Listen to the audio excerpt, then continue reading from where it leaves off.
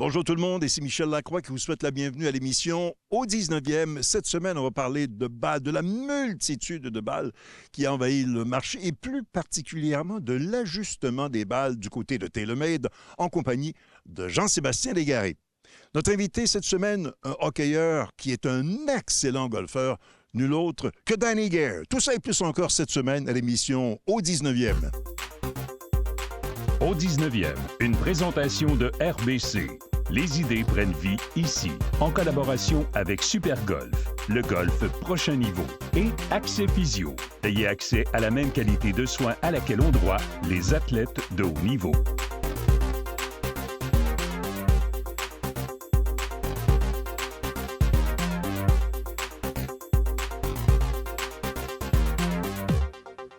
On a le privilège aujourd'hui d'être en compagnie du numéro 18 des Sabres de Buffalo, M.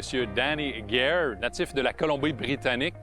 Danny, Mr. Gare, thanks for doing this interview, golf interview. How golf was introduced to you?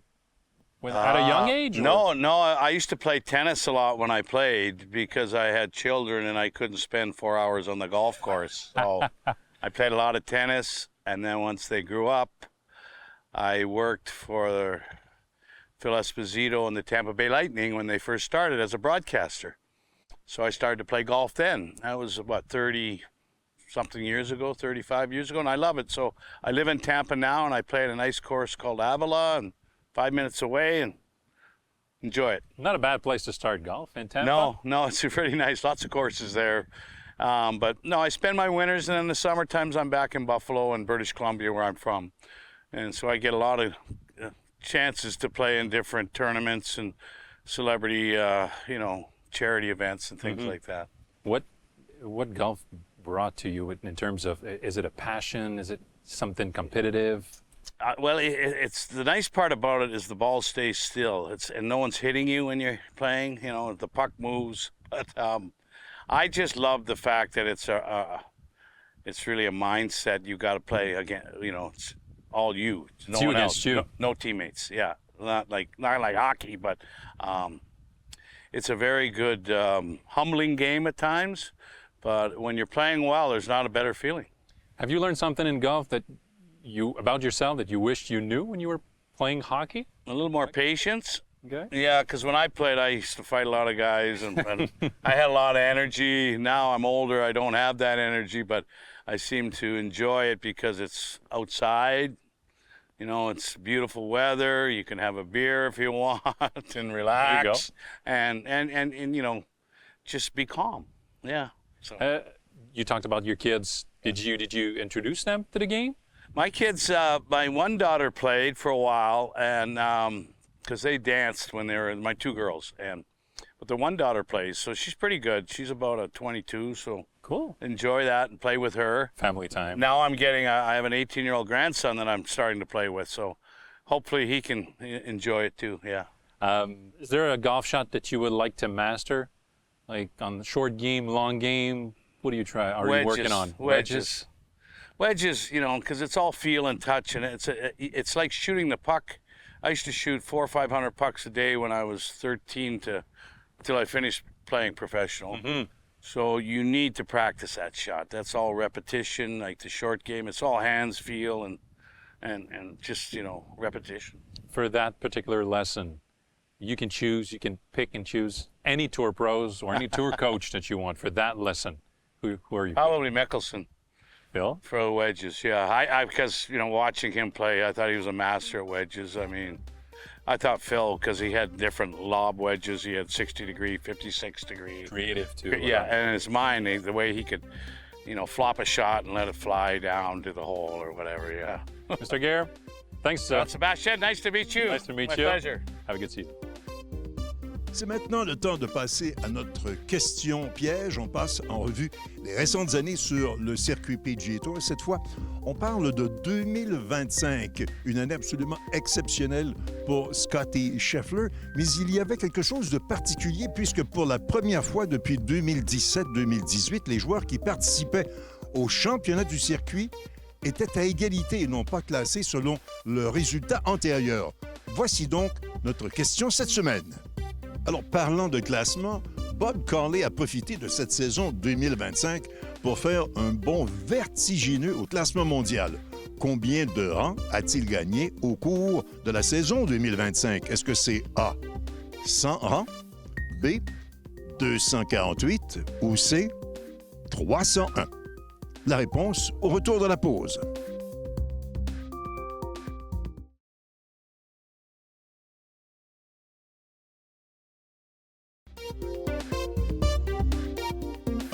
On vous a posé la question en parlant de classement.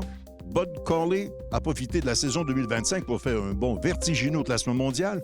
Combien de rangs a-t-il gagné au cours de cette saison? La réponse B, 248. Alors, effectivement, un bond prodigieux de 248 positions pour Bud Cauley qui, rappelons-le, a été victime d'un très grave accident alors qu'il s'apprêtait à participer au tournoi Memorial, 6 côtes de fracturées, commotion cérébrale.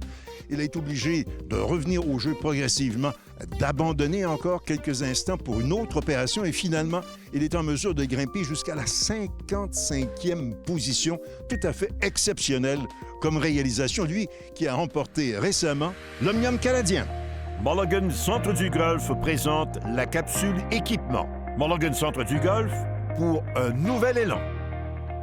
C'est le moment de parler des nouveautés balles de golf. La grande majorité des fabricants présentent un ou plusieurs modèles, nouveaux modèles pour 2026, à commencer par TaylorMade, une nouvelle TP5, TP5X avec une technologie microscopique. The new TP5 and TP5X in 2026 are by far the most impressive golf balls we've ever made here at TaylorMade, from a tour perspective and from a performance perspective. It's taken years of development, whether it's new dimple patterns, new materials that we've incorporated into these golf balls. Our biggest technology that we're introducing with these golf balls is called microcoating, which is a manufacturing innovation that's coming within these new products. Microcoating for us is a technology and a performance benefit that you're going to see across the entire TP5 and 5X product line. And what it is, it's the most consistent coating we've ever produced on a golf ball for the tightest dispersion, the most consistent golf balls we've ever created.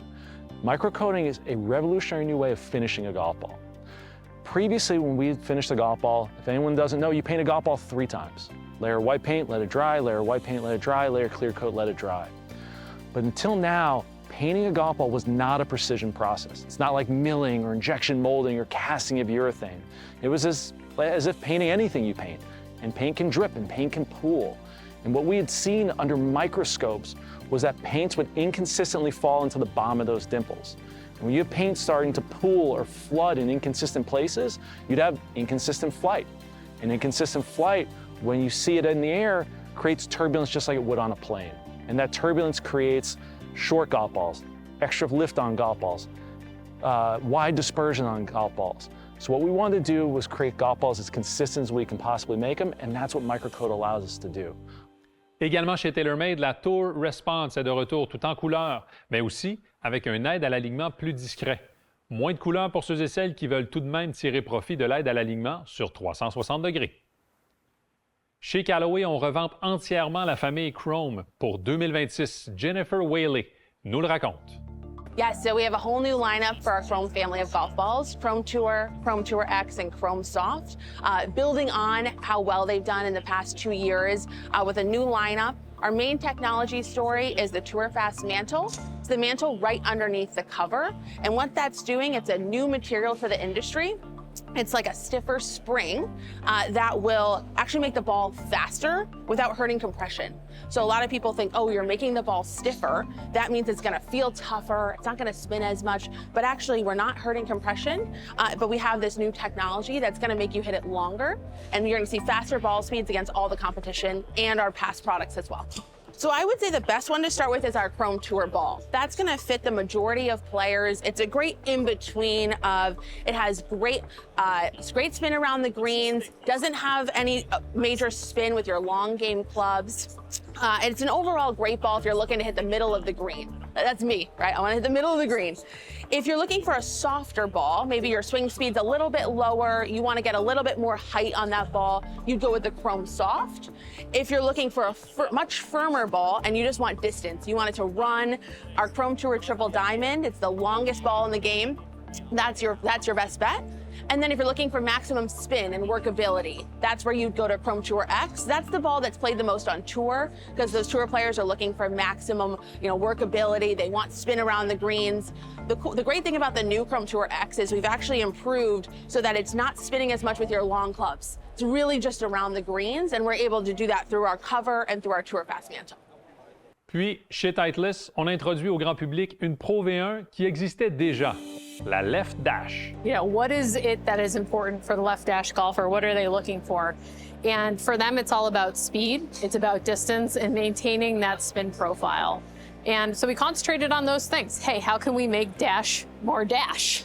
And in 2026, it's really a story about more. It's more speed and it's more distance.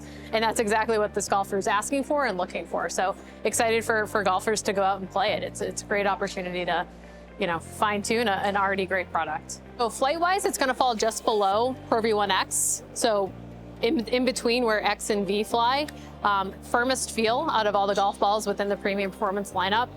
And then in terms of spin, you're talking about the lowest spin profile that we have. So again, maintaining all of those same great things that the left dash golfer likes today.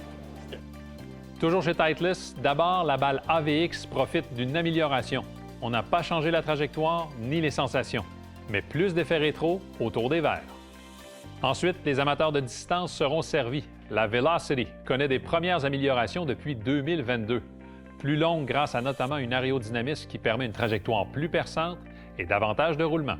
Finalement, la Tour Soft, pour ceux et celles qui recherchent un rapport qualité-prix idéal. Courtney Walsh. I think for Tour Soft, a lot of golfers who play it have that aha moment because even though it's a two-piece ionomer golf ball, it still performs really well in the areas of, the parts of their game that they care about the most. And for them, they prioritize long distance, they prioritize stoppability and soft feel. And Tour Soft's a great option for those golfers. And, for what's new and different about it, everything. We changed everything. On a two-piece ionomer, that is the core, that is the cover, and that is aerodynamics. So we have a new aerodynamic package. It's never been used on another Titleist golf ball within our mix. And what that's going to do is it's going to give a more consistent ball flight. Again, making sure it's flying in the window that we want it to fly, maximizing the construction changes that we've made.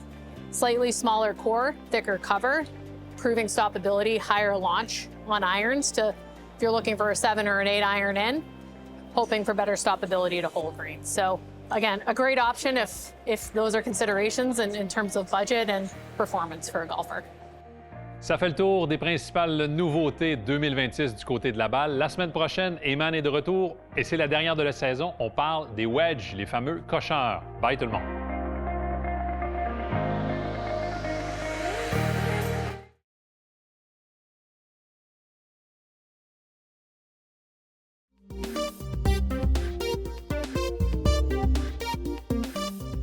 Le conseil de golf vous est présenté par Titleist. Alors bonjour tout le monde, cette semaine j'aimerais qu'on parle ensemble de routine. Alors lorsque vous adressez la balle, est-ce que tout est clair dans votre esprit? Frapper une balle de golf, c'est une chose, se commettre à réussir un coup, c'en est un autre. Alors tout d'abord, on doit identifier tous les éléments externes qui peuvent influencer la distance et notre coup. Donc, j'identifie mes obstacles. Je suis actuellement au drapeau à 155 verges précisément. Alors, après avoir pris ma distance de 155 verges, ce que je dois considérer, c'est la dénivellation. Dans ce cas-ci, une dizaine de pieds va affecter mon coup d'environ 5 verges. Donc, je suis rendu à 160 verges d'un coup à me commettre. Il y a un vent dominant, donc un vent de face, d'environ 5000 à l'heure, qui représente 5 verges également. Donc, mon coup sera total de 165 verges. Alors, suite à mon analyse, je choisis le bâton qui va me permettre de tomber à mon point de chute. Une fois cette analyse faite, maintenant, on parle d'alignement et de trajectoire. Alors, est-ce que je vais frapper un coup en draw? Est-ce que je veux frapper un crochet vers l'extérieur en fade? Alors, à ce moment-là, mon élan de pratique va être en fonction de ce que je veux frapper comme trajectoire. Alors, une fois ma visualisation faite, mon choix de bâton fait, ma sensation prise, je viens adresser ma balle avec le bâton en premier. Ensuite, je positionne mon corps. Et ce qui est important maintenant, c'est de jaser avec la bonne personne. Ce que j'entends par là, c'est de jaser avec la cible. Trop souvent, on va avoir tendance à regarder notre balle longtemps. On commence à réfléchir. On veut rester dans le moment présent, dans le momentum. Alors, je veux discuter avec ma cible que je vais appeler le catcher.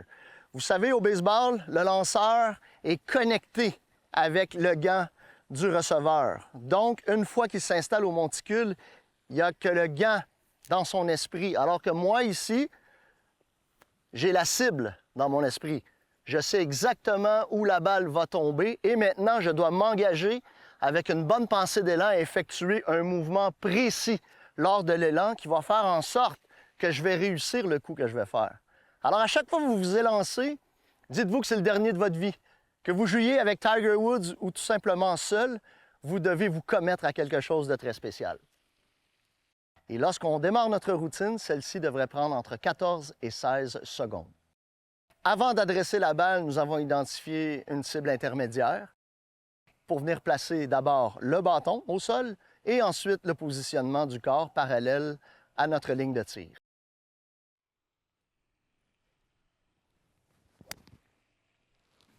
Alors, en terminant, le fait de m'être commis à effectuer un bon élan, un bon mouvement, effectuer un geste précis dans mon élan, m'a permis de pouvoir atteindre le birdie.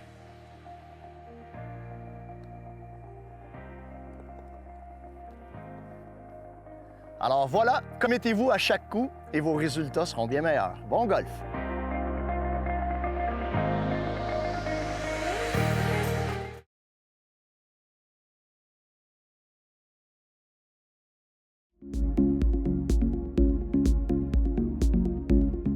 On est au Kingdom de TaylorMade en compagnie de Josh Dipert, qui est le directeur de recherche et développement du côté de la balle de golf. Et aujourd'hui, pour vous, on va effectuer un ajustement de balle avec les nouvelles balles TP5, TP5X 2026.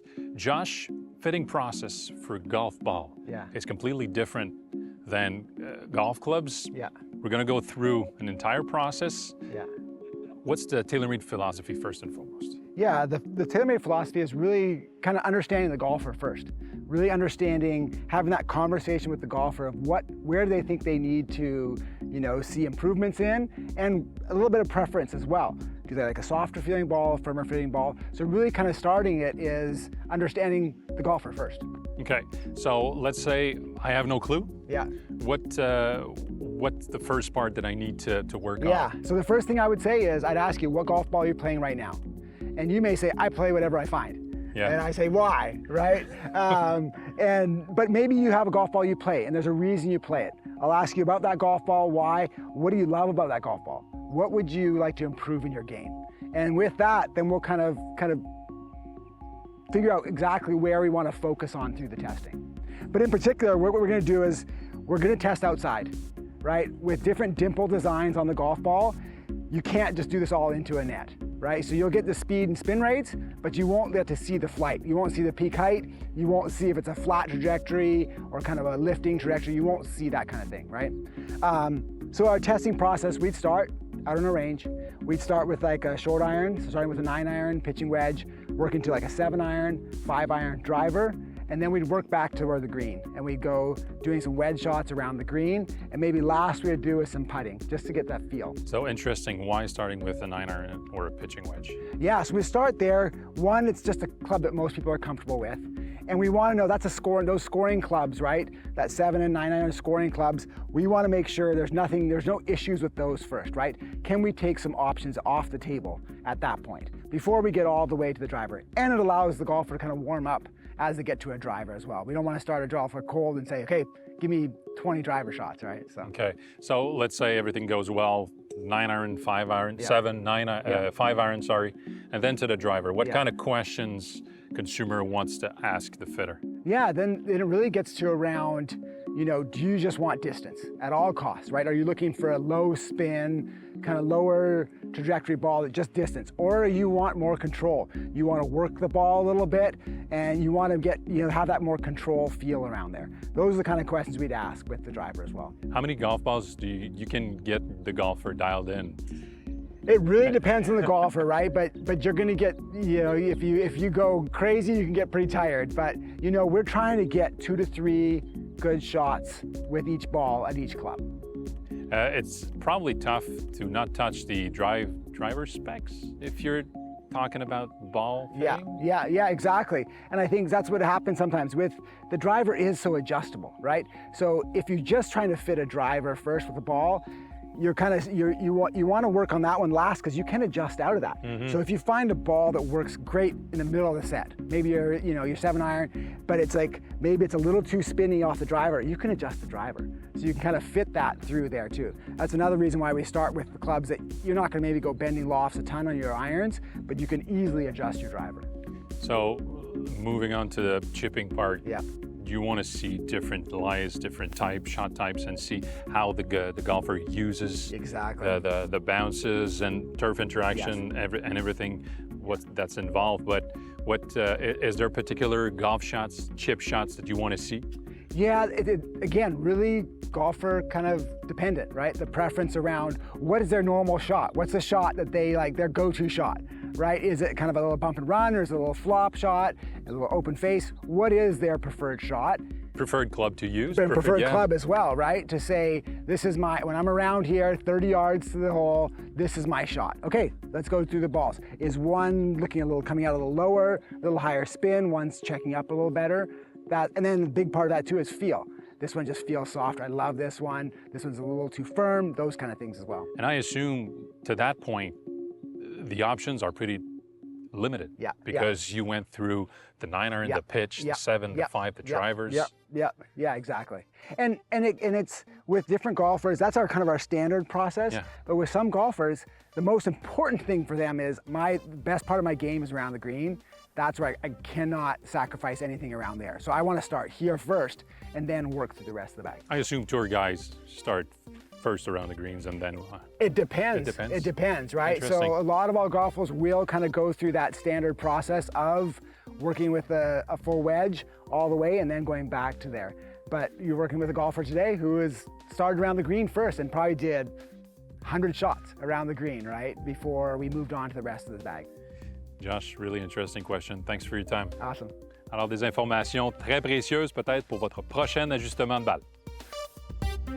C'est déjà tout pour l'émission au 19e. La semaine prochaine, on vous propose un entretien avec le journaliste Mathias Brunet, un passionné de golf. Côté équipement, en compagnie d'Eman de Mulligan Centre du Golf, on va parler des wedges et Jean-Sébastien Légaré, lui, va nous parler de la respiration au service de la gravité. Tout ça et plus encore la semaine prochaine à l'émission au 19e, là où on entend les meilleures histoires de golf. Au 19e, une présentation de RBC. Les idées prennent vie ici, en collaboration avec Super Golf, le golf prochain niveau, et Accès Physio. Ayez accès à la même qualité de soins à laquelle ont droit les athlètes de haut niveau.